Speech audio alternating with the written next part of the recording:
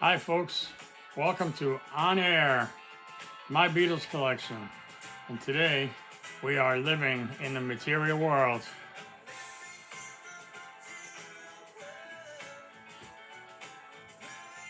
Yes, today the Super Deluxe box has arrived. So today it came, the Super Deluxe Living in Material World. I've taken the stuff out of the box to speed things along here. So here's what the back of that box looks like. Try to cut the glare. You can pause that if you want to read all that stuff. So you have track lists and the description of the contents. I believe that's removable. Yeah. So that'll come out if we choose to take it. If we choose to take it out, but I'm not going to take it out. And the first thing I see when I took the contents out of the box was this book. So this is what that looks like in the front. Nice looking. Here's the back with some current currency. I'm guessing, I don't know what this actually is. I'm guessing that's ancient currency of some type. So this is what you see when you first open the book. It's a nice color spread there. And then there's an intro by George. I won't read that, but you can pause it and read it if you'd like. And lots of nice pictures, really nice, colorful. Here's George in his mitre, his bishop hat. And here he is, his Material World shot. And lots of nice pictures. You'll see that again. And a couple of nice color shots. I won't go through the whole book, but it's quite beefy. Lots of pages. So there's a lot going on in here. It's nice, couple nice shots there. So anyway, again, that's the back. That's the front. Some have already commented how this reminds them of the All Things Must Pass motif, if you will. The perhaps even more so for the tape box. It looks like a tape box anyway. This is where the albums and CDs are and the Blu-ray. This is very reminiscent of the All Things Must Pass stuff. And if you put those next to each other, trying to align that, that's what that'll look like when it's inside the outer box, which I'll get to that later on. So again, this is the box that the CDs, LPs, and Blu-ray come in. The back is just a plain black box. The first thing you see when you open the box is this booklet. Again, you can pause that if you want to read it. And this is basically a day-by-day chronicle of the recording process.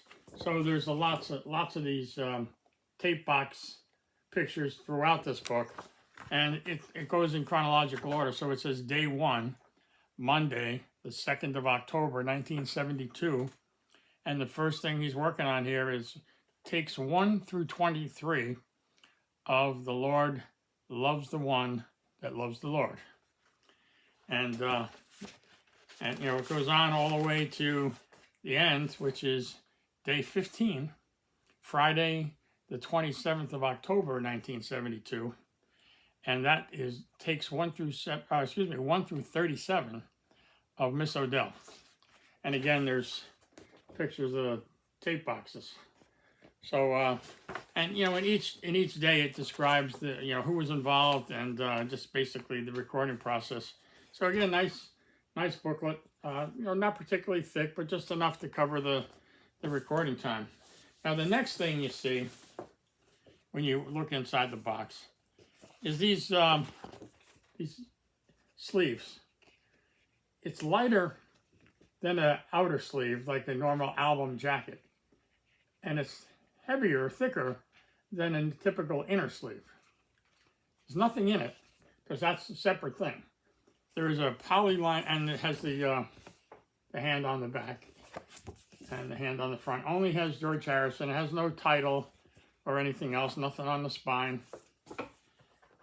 So, and what you see is, you see a white polyline sleeve with the vinyl. As you can see the label. It's upside down, of course. There you go, if you want to read the label. And here's the label on the other side. Now, the controversy is when you, and I've seen this on other YouTube sites, the problem is that it doesn't fit inside. That's as far in as it'll go. And if you try to store it like this, it doesn't fit in the box. The box is not wide enough to hold that width when you put it in there. So you really pretty much have to store it the way it came, with the record in the poly sleeve, but outside of the decorative sleeve. So I put this one in ahead of time to show you that. And now I'm going to try to get it out, and it's actually a little tight taking it out as well. But it's coming out. And of course, I'm trying to read what the label actually says. It says, living in the material world, something. Album extras, album extras. And that's on the label they've been using for the promotional stuff, or the outtakes, the bonus stuff. And this was true on some of the other Apple releases as well. The vinyl's the same, of course. It's black vinyl. So anyway, that's what you see. That's what you see next. Now, also in that tape box, you get another one that looks like an album. But this opens up like this here. That's the right-hand panel. That's the Blu-ray up top. That's the CDs, the bonus tracks, extras tracks one, and also the regular one. And then this side is the vinyl, 45. So I'm going to take that out there now. This is George's rendition of Sunshine Life for Me, which of course Ringo actually had the commercially released recording of. And here it tells you who's playing on it, which includes Ringo and others. And then that's a side loader.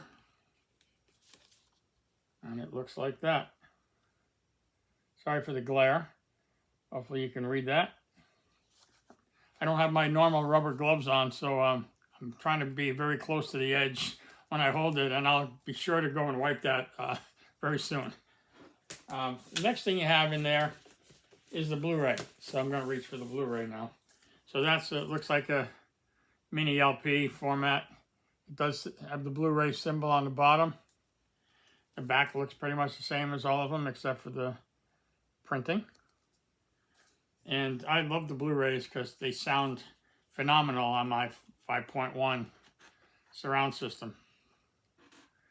So that's that. The print is so tiny I can't possibly read it for you. But I'll hold it up close and you can pause it and you can read it. And when I review the video later, I'll pause it and I'll read it because I can't read it with the naked eye. It's a little too small for my old eyes. And then I mentioned the CD, the normal CD, of course, the remastered CD, of course, this is all remastered, and the CD of extras, those two there. And that's what you get. So you got the tape box with the bifold thing with the CDs and the vinyl and the Blu-ray. That guy, love that. That's really cool. And then you got these paper sleeves that don't seem to serve very much purpose. And then you got the polyline sleeves which actually hold the record. Now, when you put those together, they fit together real nice. But when you try to put one in, well, actually it doesn't the way I'm holding it, but it doesn't fit, as you saw before. And then, as I showed you before, you got the nice booklet with the day-to-day chronology of the recording process, and you got the hardcover book. Nice package. Really enjoy getting it today.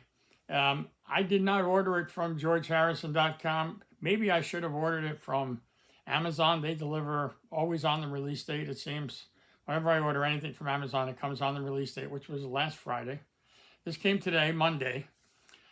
I did get it from Collector's Choice, I'll point out. No plug to them. I don't get anything from them, but for advertising. But I think it was about $40 cheaper than the list price and cheaper than the Amazon price, for example. So, you know, I picked up on that early that it was going to be quite a bit cheaper. And so I went with that, Collector's Choice. I've had experience with them in the past. They do a good job. They sent it express. There was no delivery charge at all, which is great. I know I have Amazon Prime, so I wouldn't have paid delivery charge there either. But, you know, most sources you're going to pay delivery charge. You're going to pay sales tax depending upon where you live, or VAT, you know, value added tax or something. I didn't have any of that. I just paid whatever their price was, and no extra charges, and it arrived today. So I'm happy with that. I'm a little late with the video because a lot of people got them even on Thursday before the release date. But so, this is my perspective on it, and you are on air. My Beatles collection. Thanks. See you next time.